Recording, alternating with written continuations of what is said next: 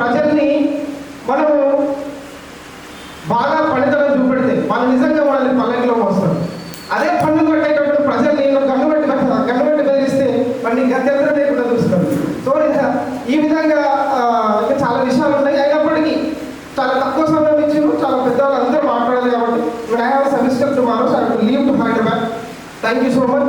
అవకాశం ఇస్తున్నటువంటి ప్రతి ఒక్క మిత్రులందరికీ ధన్యవాదాలు. Thank you so much.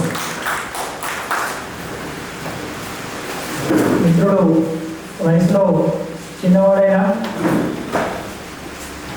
Osmania గడ్డ మీద అక్కడ పెరిగితే, ఆ గాలి పీలిస్తే, అక్కడ నీరు తాగితే చైతన్యం అనేది వెలుగుతుందని చూస్తే, తమ్ముడు చూస్తే నాకు కూడా ఒక గర్వంగా ఉంది. ఇది ఉస్మానియా బిడ్డ యొక్క ప్రథమ లక్షణం. మీరు ఏ విశ్వవిద్యాలయం అయినా, కాకతీయ విశ్వవిద్యాలయం అయినా, ఉస్మానియా విశ్వవిద్యాలయం అయినా జయంతిలో కొంచెం తక్కువ ఉంటుంది. కానీ మీరు ఏ విశ్వవిద్యాలయం అయినా అక్కడ బడుగు బలహీన వర్గాల ప్రజలు, ఆకలితో అలవడించే ప్రజలు ఉన్నత చదువులతోటి చాలా తెలివి ఉండి ఏదో సాధిస్తామని వెళ్తూ ఉంటారు. అక్కడ చైతన్యం ఆటోమేటిక్గా ఒకరి ఒకరికి పాకుతూ ఉంటుంది. అక్కడున్న వివిధ రాజకీయ